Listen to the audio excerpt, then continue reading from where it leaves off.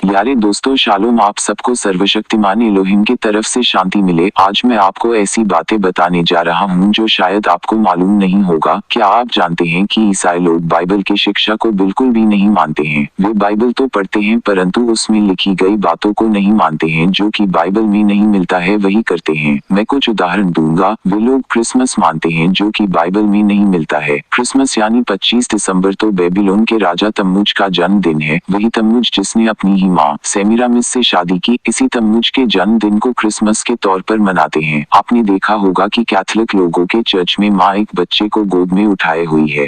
कहते तो है वो माता मेरी और जीसस है, परंतु असल बात यह है कि ये तम्मुज और सेमीरामिस की याद में रखा गया है।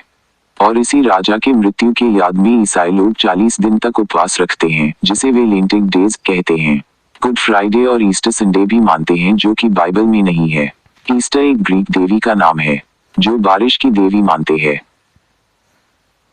ईस्टर संडे मनाना कोई मूर्ति पूजा से कम नहीं है। ईस्टर संडे मनाने के पीछे वे कहते हैं कि मसीह रविवार को जीवित हुए थे, पर यह सही नहीं है। इस तथ्य को समझने के लिए हमें हिब्रू कैलेंडर से हिसाब लगाना जरूरी है। मसीह तो शनिवार को ही जीवित हो गए थे। यह बात मैंने पहले वाले वीडियो में बताया था। ये ग्रेगोरियन कैलेंडर का नया साल मानते हैं जो कि जनवरी में आता है, जबकि सभी जगह उजाड़ होता है। और जनवरी के नए साल में तो हर जगह सूखा सूखा होता है, सभी तरफ पतझड़ ही पतझड़ होता है। ये कैसा नया साल है। ईसाई लोग जेनिस जो ग्रीक देवता के नाम से आए हुए त्योहार को नए साल या न्यू ईयर कहकर मनाते हैं, जो बाइबल के अनुसार गलत है।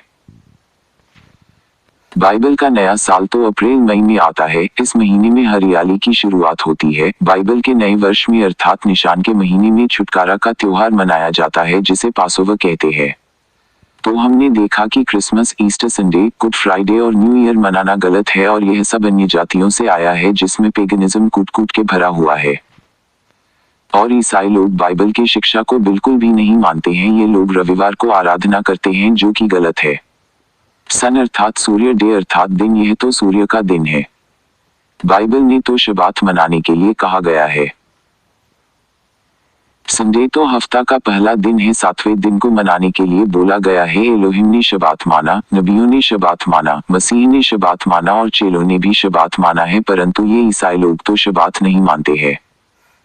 इसीलिए मैं कहता हूँ कि ईसाई लोग बाइबल की शिक्षा को बिल्कुल भी नहीं मानते हैं। ये लोग एक भी बाइबल की बातों को नहीं मानते हैं और वही लोग कहते हैं कि ईश्वर उनकी ही प्रार्थना सुनते हैं। मुझे तो ताज्जुब होता है और हंसी भी आती है कि जो पिता की बातों को नहीं मानते हैं, पिता उनकी ही पुकार कैसे सुनते हैं। नीति वचन 28 के 9 में है, जो मनुष्य आज्ञाओं को नहीं मानता है उसकी प्रार्थना घृणित होती है। इस पद के अनुसार जो व्यक्ति व्यवस्था अर्थात 10 आज्ञाओं को सुनने से कान फेर लेता है उसकी प्रार्थना घृणित होती है। ईसाई लोग एक भी आज्ञा का पालन नहीं करते हैं और वही लोग दावा करते हैं कि उनकी प्रार्थना सुनी गई। ये एक मजाक से ज्यादा कुछ भी नहीं है। अभी एक और बात है, ईसाई लोग मसीह के सच्चे नाम को नहीं मानते हैं। मसीह का सच्चा नाम हिब्रू में यहोशुआ है। जिस नाम को पिता ने दिया वो नाम यहोशुआ है। जो नाम स्वर्ग से आया वो नाम यहोशुआ है। जिस नाम को स्वर्गदूत ने मिरियाम के सामने उच्चारण किया वो नाम यहोशुआ है। जिस नाम में पाप की माफी मिल सकती है वो नाम यहोशुआ है। इतना प्यारा नाम इनको मालूम ही नहीं है और अगर मालूम हुआ तो भी स्वीकार नहीं करते हैं, क्योंकि उनको जीसस नाम में ही सपोर्ट या स्पॉन्सर आता है।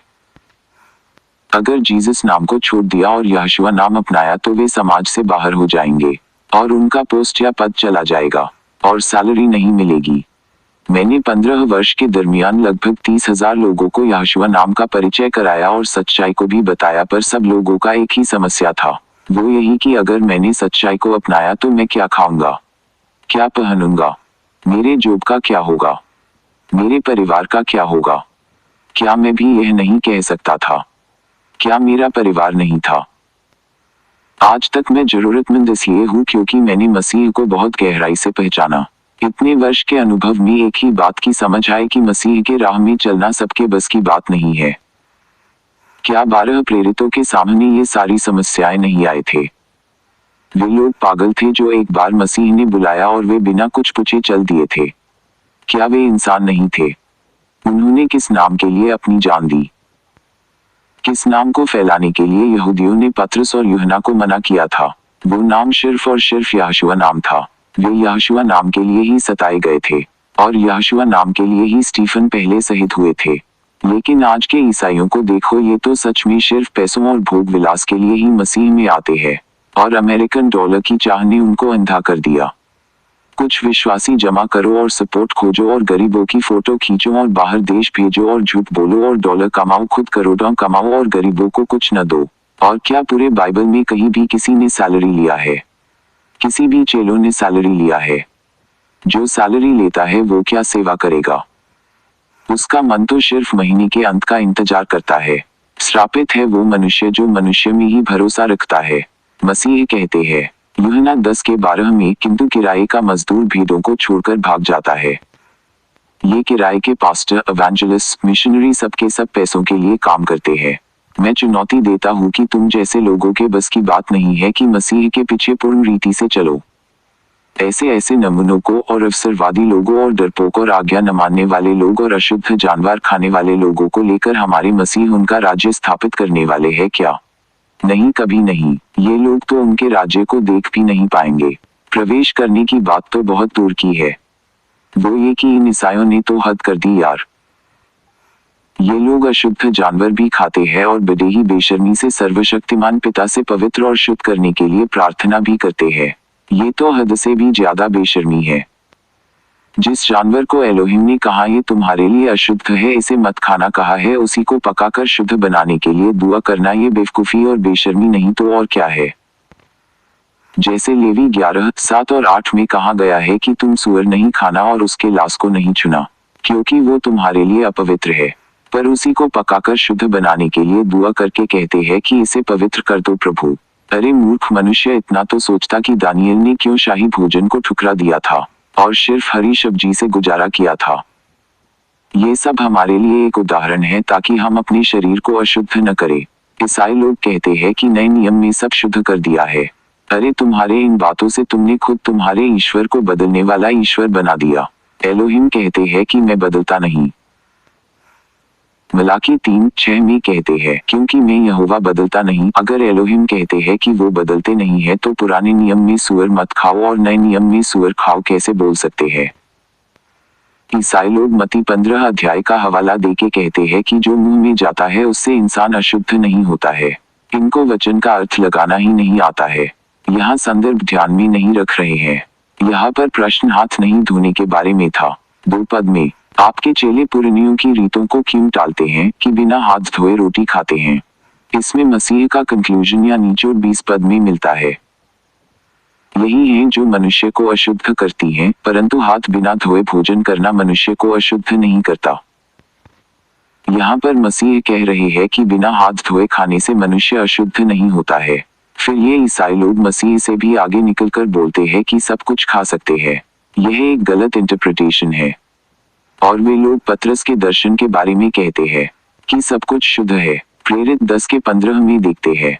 फिर दूसरी बार उसे शब्द सुनाई दिया कि जो कुछ एलोहिम ने शुद्ध ठहराया है उसे तू अशुद्ध मत कह।